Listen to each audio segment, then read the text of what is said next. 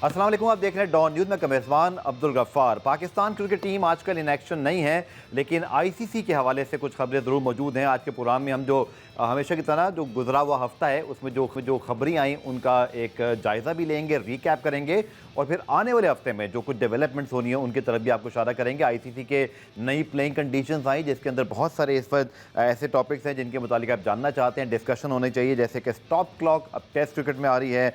इसी तरह 2 ball to be used until only 34th hour in the ODI और फिर T20। और इसी तरह अगर हम बात करते हैं जी कि कंकशन प्रोटोकॉल्स भी चेंज हुए हैं, पहले से नाम देने पड़ेंगे आपके साथ। डीआरएस का विकेट जोन है, पेनल्टी ऑन डिलिबरेट जो है शॉर्ट रन है, ये भी एक साथ चीज़ आई है, रिप्लेसमेंट प्लेयर्स के ऊपर, और फिर वाइट बॉल का भी ट्रायल। उसके साथ साथ आज जनाब एक बड़ी खबर भी सामने आई कि एशिया कप 2025 जो कि पाकिस्तान भारत और फिर इसकी तरह आपको पता है कुछ दिन पहले तक एक दुनिया एक बड़े खतरे से दो चार दिखाई दे रही थी, तो किसी किस्म की बड़ी एक्टिविटी का जो है इम्कान कम था, लेकिन फिर अब हालात कुछ नॉर्मल आए हैं। तो एशिया कप के हवाले से बड़ी पॉजिटिव खबरें आ रही हैं कि एशिया कप 2025 शायद अपने शेड्यूल के मुताबिक ही सितंबर में होगा। पाकिस्तान भारत का मैच होगा नहीं होगा, ये एक बड़ा इंटरेस्टिंग पहलू है, लेकिन उम्मीद ये कर रहे हैं कि अगले हफ्ते तक इस हवाले से भी अपडेट सामने आ जाएगी। इन सारी सूरत हाल पे हम बात करेंगे, आखिर में कुछ पाकिस्तान हॉकी के ऊपर भी बात करेंगे। पाकिस्तान हॉकी टीम के हेड कोच ताहिर जमान साहब भी हमें ज्वाइन करेंगे, लेकिन पहले जनाब मैं अपने स्टूडियो में अपने गेस्ट का तारुफ करा दूँ। सीनियर स्पोर्ट्स जर्नलिस्ट और किसी तारुफ की मोहताज नहीं, दुनिया में सबसे ज़्यादा टेस्ट मैचेस कवर किए हुए हैं, वर्ल्ड कप्स कवर किए हुए हैं। 92 वर्ल्ड कप की बायलाइन डॉन पर इनकी थी, जिस पर मैं आज तक इनके साथ जो है वो ये कहता हूँ कि ये बहुत बड़ा एजाज़ था आपके लिए भी और खबर के लिए भी। कमर अहमद साहब मेरे साथ मौजूद हैं, बहुत बहुत शुक्रिया। और शाहिद हाशमी साहब भी हमें ज्वाइन करें, जिनसे हम भी इस मामले पर तफसीली बात करेंगे। कमर भाई, स्टार्ट करता हूँ मैं एशिया कप के मामले पर, चूँकि इस वक्त वो एक हॉट खबर है। एक महीने पहले तक तो बहुत मुश्किल लग रहा था, लेकिन दुनिया जिस तेज़ी से जंग की तरफ गई, पहले पाकिस्तान भारत, फिर दूसरी ईरान इसराइल, लेकिन फिर जिस तरह मामला एकदम से रैपिडली काम डाउन हुए हैं, तो लोग ये समझते हैं कि क्रिकेट पे या खेलों पे इसका असर नहीं होना चाहिए। एशिया कप में आप उससे बेहतर जानते हैं कि उसके बनाने का मकसद ही यही था कि डेवलपमेंट जो कंट्रीज़ हैं उनको फंड्स मिलें। तो आप समझते हैं कि आज जो खबरें सामने आई है कि भारत ने भी इशारा दिया है कि उनकी टीम भी खेलेगी, आपकी क्या राय? एशिया कप सितंबर में शेड्यूल के मुताबिक होना चाहिए, हो सकता है आपके ख्याल में? आई डाउट के हो सकता है एशिया कप तो हो जाए, लेकिन जहाँ तक इंडिया पाकिस्तान की क्रिकेट रिलेशनशिप का ताल्लुक है, जी जी, उसके लिए मैं नहीं समझता हूँ कि ऐसा होगा।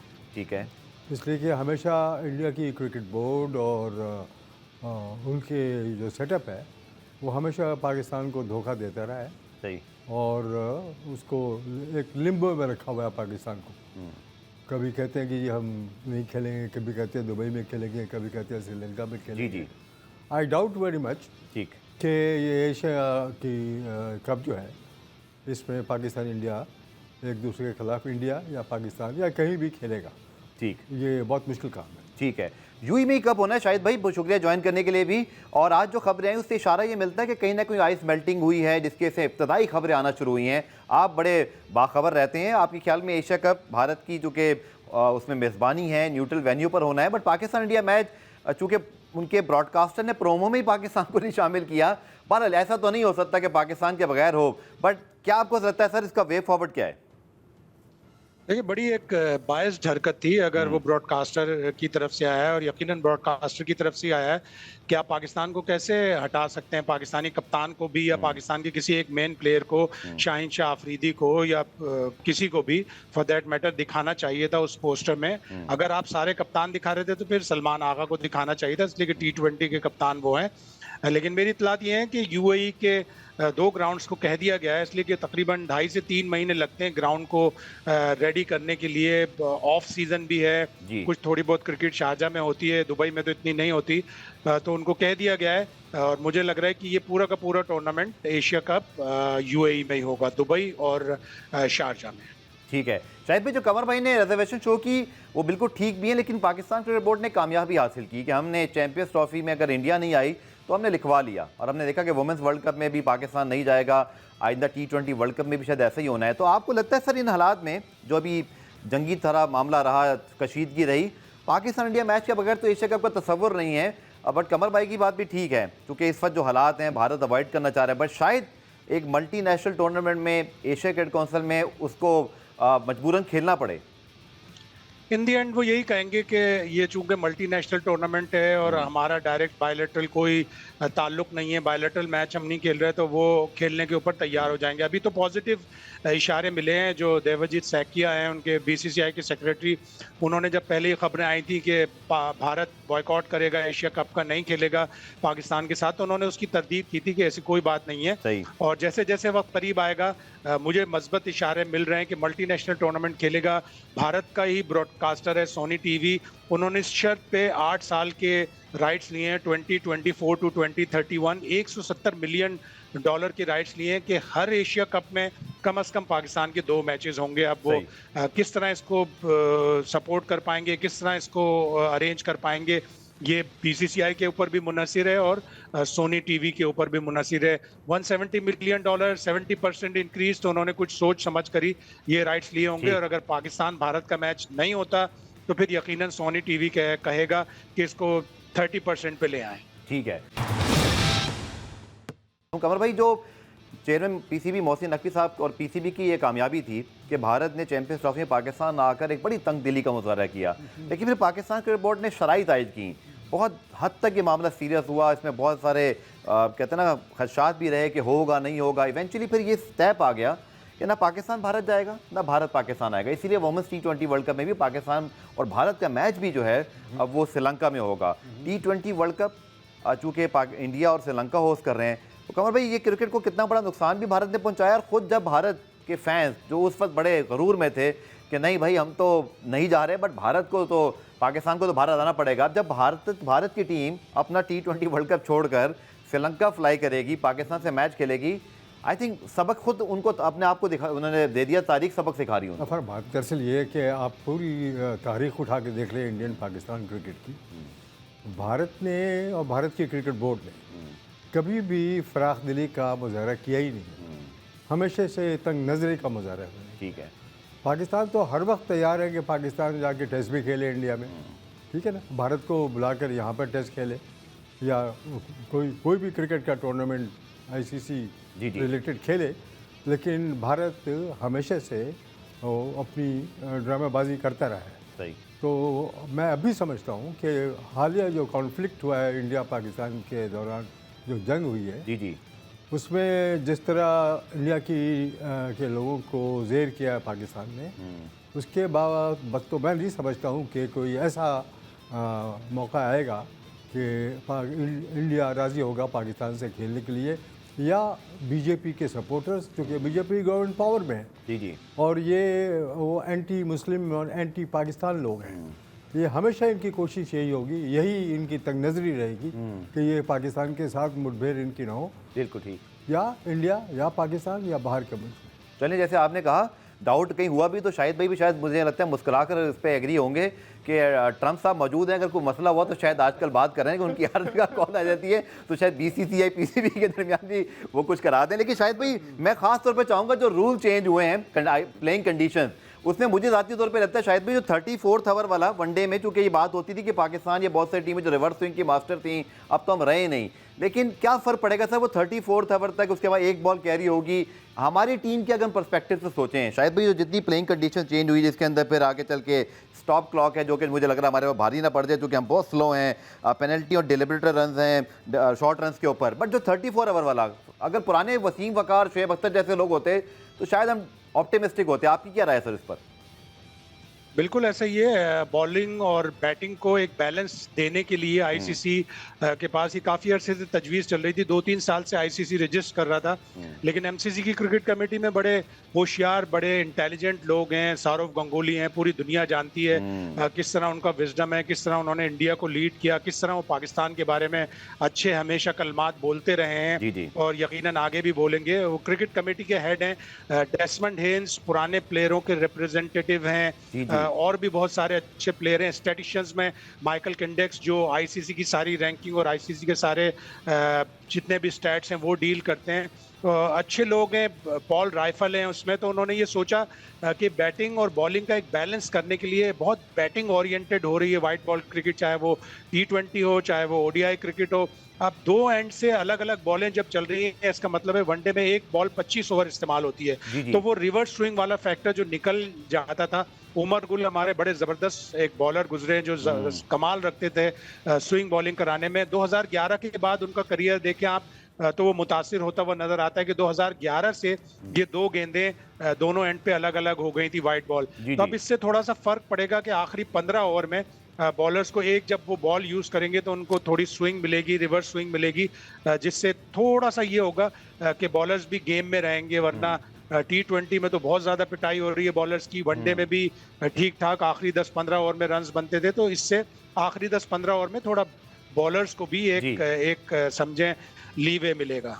चलिए सर, यहाँ पे आज हम भी समझ रहे हैं कि एक मुझे समझ नहीं, मैं इतना यंग तो नहीं रहा, लेकिन चलिए थोड़ा यंग जनरेशन, आप मिड जनरेशन, और कमर भाई हमारे पास जो है ना एक डेसमंड हेस के ज़माने के old school of thought. Sir आप क्या समझते हैं जो तब्दीलियाँ ICC ने अब कुछ ज़्यादा की हैं, जैसे कि टेस्ट क्रिकेट के अंदर भी अब स्लो ओवर रेट का बड़ा मसला आता है, उन्होंने स्टॉप क्लॉक कराया, इसी तरह ये जो वनडे के अंदर 34 ओवर के बाद अब बॉल एक इस्तेमाल होगी, यानी कि 25 जो नहीं होते थे अब एक ओवर तक 32-34 तक चला जाएगा। और आपके ज़हन में कमर भाई क्या है कि ये जो क्रिकेट में अब 350, 325, 400, T20 में 200-250 रन बन रहे हैं, लोग अब शिकायत करते हैं कि ये वन डायमेंशन हो गया है। और कोई ऐसी चीज़ कमर साहब जो आप समझते हैं कि ICC को कंसिडर करनी चाहिए? मेरे ज़हन में सवाल याद है कि पिचेस के ऊपर कोई बात हो जाए। देखिए, अब ना वो ICC वैसी है ना वो क्रिकेट वैसा है।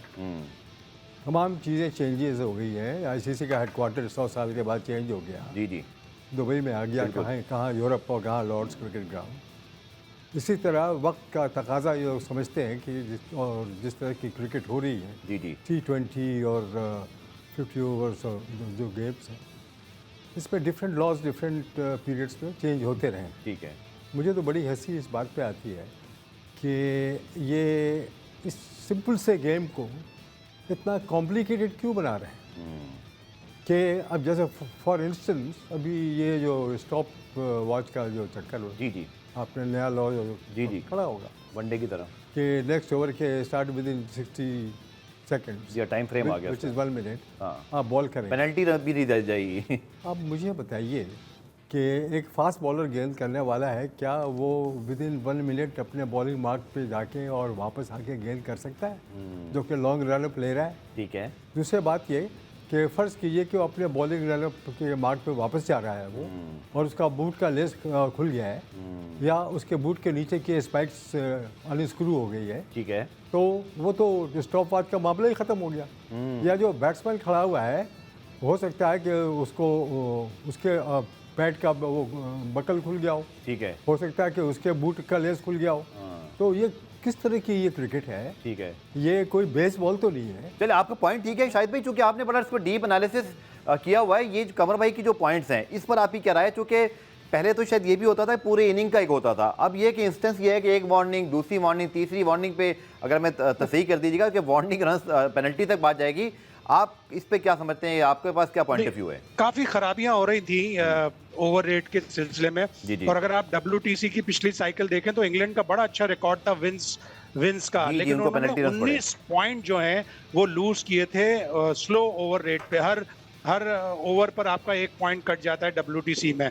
लेकिन ये मैं थोड़ी सी वजाहत कर दूं कमर भाई के लिए भी कि ये जो स्टॉप क्लॉक है ये ओवर्स के बीच का जो वक्फा है ना उसमें चलेगी। रन अप और बॉलर जा रहा है अपने स्टार्ट पे, उस वक्त स्टॉप क्लॉक नहीं चलेगी। स्टॉप क्लॉक जब चलेगी 1 ओवर खत्म हो गया, दूसरा ओवर आपने विद इन 1 मिनट करना है। वो जो बातें खड़े होके कर रहे होते हैं, मीटिंग कर रहे होते हैं, जैसे लगता है कॉर्नर मीटिंग हो रही है, पॉलिटिकल मीटिंग हो रही है, वो सब खत्म करनी पड़ेगी अब टीमों को। टेस्ट क्रिकेट में भी व्हाइट बॉल में इसका बड़ा फायदा हुआ है, और व्हाइट बॉल में ICC कह रहा है कि वनडे क्रिकेट में हमें 20 मिनट बचे हैं। T20 और वनडे क्रिकेट में पूरे मैच में हमें 20 मिनट बचे हैं, तो वो 20 मिनट आप जाया कर रहे हैं ना, लोगों के भी जाया कर रहे हैं, ब्रॉडकास्टर के भी जाया कर रहे हैं, सबके जाया कर रहे हैं। तो वो जो स्टॉप क्लॉक चलेगी वो 1 ओवर के बाद दूसरे ओवर के बीच में चलेगी, यानी आपने अगला ओवर विद इन 1 मिनट करना है। ठीक है। और ये एक और रूल पहले मैं आपसे पूछूं, चूंकि इसमें एक कंफ्यूजन मुझे लग रहा है, लेकिन वो ये कि जो बड़े अच्छे कैचेस हमने देखे, खास तौर पर जो पॉलार्ड कैचेस करते थे, या 2-3 और बड़े फील्डर मशहूर है कि जी वो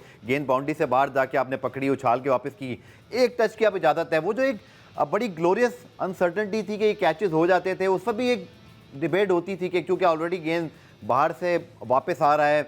इस पर क्या काउंटर आया, क्योंकि एक खूबसूरती तो लगती थी लेकिन अब उसमें भी एक एंगल आ गया कि सिर्फ एक टच की इजाजत है, आप गेंद पकड़ के एक ही दफा बाहर आ सकते हैं बस। नहीं, बहुत बहुत ज्यादा ये हो रहा था और ये बिग बैश में 2-3 कैचेस ऐसे जी, थे। जी, एक बिल्कुल माइकल वहाँ हुए। नीसर ने कैच लिया था जॉर्डन सिल्क का। माइकल नीसर ने क्या किया, जब वो बाहर चले गए तो उन्होंने पंच की बॉल और हवा में उछल के उससे टच किया, फिर उन्होंने दोबारा पंच किया बॉल हवा में उछल के और फिर उसे अब अंदर एक लेके पंच आए। करना पड़ेगा। तो उन्होंने हाँ, अब आप एक पंच कर सकते हैं ग्राउंड के बाहर। ठीक है। दूसरा अगर आप पंच करेंगे तो वो आपका कैच रूल्ड आउट हो जाएगा, यानी आपको कैच नहीं होगा। तो बहुत एक समझो एक तरह से सर्कस सा बना दिया था जी, जी। और वो विद इन द रूल्स था। तो अब इसको उन्होंने ये थोड़ा सा कॉम्प्लिकेशन खत्म करने के लिए, और बैट्समैन को प्रॉब्लम होता था कि 2-3 टच वो बाहर कर रहा है ग्राउंड से, लेकिन वो ये कहता था कि मेरे तो पैर हवा में है। तो उसको खत्म करने के लिए उन्होंने ये कर दिया। थोड़ा सा वाइड बॉल का रूल थोड़ा सा कॉम्प्लिकेटेड है कि आप वो जो फर्स्ट इनिशियल मूवमेंट होगी जिस वक्त बॉलर बॉलिंग करा रहा बैट्समैन होगा, उसके बैट्समैन के लेग्स की जो इनिशियल पोजीशन होगी उसके हिसाब से, तो ये मेरे हिसाब से थोड़ा सा कॉम्प्लिकेटेड है। लेकिन एक जो कंकशन का रूल आया है वो बहुत अच्छा है कि कंकशन में बहुत सी टीमों ने फायदे उठाए कि जी, एक जी। प्लेयर को कंकशन हुआ, वो अपना अच्छा बॉलर लेके आ गए उसके बदले में। और इंग्लैंड और भारत का एक वर्ल्ड कप से पहले मैच हो रहा था T20, उसमें इंग्लैंड को थोड़ी सी प्रॉब्लम हुई कि शिवम दुबे की जगह जो एक ओकेजनल बॉलर है, बहुत अच्छे बॉलर नहीं है, उनको जब कंकशन हुआ तो वो हर्षित राणा को ले आए और उन्होंने 3 आउट कर दिए। तो अब आपको 5 लोगों का पहले से नाम देना नामों पड़ेगा। का ऐलान करना पड़ेगा, एक बॉलर, एक बैट्समैन, एक विकेट कीपर, एक स्पिनर और एक विकेट कीपर, यानी है। 5 लोग मुख्तलिफ करने पड़ेंगे। मैं एक रिपीट कर गया शायद एक, लेकिन 5 लोग आपको पहले से नॉमिनेट करने पड़ेंगे कि ये कंकशन सब्स्टिट्यूट होंगे। लाइक फॉर लाइक होना चाहिए। अगर बॉलर अच्छा कोई फास्ट बॉलर कंकशन का शिकार हुआ है तो फास्ट बॉलर ही आएगा, स्पिनर कंकशन का शिकार हुआ है तो उसकी जगह फास्ट बॉलर नहीं आएगा, स्पिनर ही आएगा। सर पेनल्टी लगी है कमर साहब डिलिबरेट शॉर्ट रन पे भी। अब जैसे शाहिद भाई ने कहा कि कुछ चीज़ें फिर आप अज्यूम कैसे करेंगे। अब डिलिबरेट शॉर्ट रन, बैट्समैन ही भाग रहा है, कभी कभी वो ऐसे घुमाता है, कभी टच नहीं होता। हाँ, क्या ये जज किया जा सकता है कि डिलिबरेट शॉर्ट रन था या मिस्टेकन शॉर्ट रन था? ये मतलब इस पर भी पेनल्टी लगी है। अब इस पर पेनल्टी रन दिए जा सकते हैं। ये कैच हराइयाँ जो है ना इस तरह की, जैसे कैच का पकड़ना, तो मैंने भी क्रिकेट थोड़ी खेली हुई है। वो भाई सिंपल सा लॉ बनाओ कि with in the boundary line if you catch it is a catch. पीछे जाए तो ना हो, कैच होना नहीं चाहिए। जब वो क्रॉस कर गया the ball is gone outside the boundary line, ठीक है, तो ये कैच कैसे आप कह रहे हैं कि ये लीगल कैच है? You catch it with in the boundary line, that is legal catch. हाँ डिबेटेबल है बिल्कुल। ये क्यों आप इस गेम को कॉम्प्लिकेट कर रहे हैं कि यूं जब मारे और 2 दफा उसको यूं करे, बाउंस करे बॉल को? भाई ये आप गेम को गेम रखें। आईसीसी को चाहिए कि इनकी कमेटी जो बैठती है, जी जी, कम से कम उन लोगों के भी गाइडेंस थोड़ा दें, इसलिए कि आईसीसी के पास गाइडेंस का कोई बंदा ही नहीं है। ये सारे के सारे पैसे के चक्कर में हैं। कमेंटेटर्स, एक्सपर्ट्स ये अपनी जस्टिफाई करते हैं अपनी प्लेस को आईसीसी के अंदर इस तरह बेवकूफ़ी के रूल्स बनाकर। सही है। भाई कैच आ रहा है ना, आप बाउंड्री लाइन के अंदर कैच करें। सही है। आप बाउंड्री लाइन के बाहर क्यों जब मार रहे हैं, बॉल जा रही है, उधर फेंक रहे हैं, इधर फेंक रहे हैं? ये क्या जगलर हैं आप? ठीक है। स्ट्रीट जगलर हैं आप, क्रिकेटर हैं आप, कैच पकड़े क्रिकेटर की तरह ग्राउंड के अंदर। बैट्समैन बेचारा ये कह सकते थे, शाहिद भाई ने कहा कि अगर बहुत पीछे से ला रहे हैं आप बताओ और फिर जंप करके ला रहे हैं तो बैट्समैन बोलेगा मैंने तो पूरा काम कर दिया था भाई, अब एक लंबा फील्डर है, ये स्मार्ट है। बैट्समैन के लिए नाइंसाफी है। बैट्समैन के साथ नहीं था। ये एक फील्डर जो है, ठीक है, वो बॉल को उछाल ऊपर बाहर चली गई बाउंड्री से बाहर, ठीक है, और उसको यूं करके अंदर कर रहा है, व्हाट इज दिस? ठीक है। शायद भाई penalty on deliberate short run, और फिर इसकी तरफ जो डीआरएस में अगर आप क्लेम करते हैं और वो पैच आप आगे से अनफेयर निकलता है, तो इस पे जो सारी चीज़ें आई हैं, खासतौर पर short run on this deliberate short run जो पेनल्टी है, इस पर आपकी क्या राय है? देखो, जो डेलिब्रेट शॉर्ट रन होगा वो इस तरह से आप जज कर सकते हैं कि बैट्समैन दूसरा या तीसरा रन ले रहा है, पहला शॉट करके उसने इतना ग्राउंड गेन कर लिया कि वो दूसरा और तीसरा रन ले सकेगा। हाँ, अगर उसने सिंगल ही लिया और वो शॉट हो गया, वो आप फिर डेलिब्रेट नहीं कह सकते कि वो डेलिब्रेट होगा। डेलिब्रेट उस सूरत में होगा जब वो दूसरा और तीसरा रन लेगा पहला डेलिब्रेटली शॉट करके, तो उसके ऊपर पेनल्टी लगा दी है। गेंद के ऊपर सलाइवा यूज करने के ऊपर जी, पाबंदी बिल्कुल। है जो कोविड से लगी हुई थी, ऑल्दो के आईपीएल में वो पाबंदी उठा ली गई थी, तो वो उठा लेनी चाहिए। और इसी तरह जिस तरह कमर भाई कह रहे हैं, बिल्कुल सही बात है कि गेंद अगर एक दफा बाहर चली गई, चाहे वो हवा में हो, चाहे वो 100 मीटर हवा में हो या बिल्कुल। 200 मीटर हवा में हो, वो ग्राउंड के बाहर है, उसको अब सही। बिल्कुल खत्म कर देना चाहिए। और ये हो जाएगा थोड़े दिन में, जब ऐसे एक दो करतबबाजी के एक दो कैच और होंगे हाँ। और बड़ी टीमों को लॉस होगा, खुसूसन इंडिया को लॉस होगा, तो वो कहेंगे कि इसको खत्म करो भाई। बिल्कुल चलें, बहुत बहुत शुक्रिया। शाहिद हाशमी साहब ऐसे मौजूद थे, बड़े दिलचस्प बहस हुई, आर्गूमेंट हुए और साथ साथ एक्सप्लेनेशन भी उनकी इन तमाम कमर भाई के साथ। कमर भाई हमारे साथ मौजूद रहेंगे और वापस आके हम जरूर बात करेंगे एक और रूल जिसके ऊपर मैं कमर भाई की राय लूंगा। अभी हम शो से पहले बात कर रहे थे कि वर्ल्ड टेस्ट चैंपियनशिप का फाइनल हो रहा है, बट इंडिया पाकिस्तान तो खेले ही नहीं, तो फिर ये किस तरह से हम ये कर रहे हैं? फीफा में ये तस्वुर नहीं है या एटीपी में नहीं है, सिर्फ क्रिकेट में क्यों हो रहा है? इसको डिस्कस करेंगे शॉर्ट कमर्शियल ब्रेक के बाद।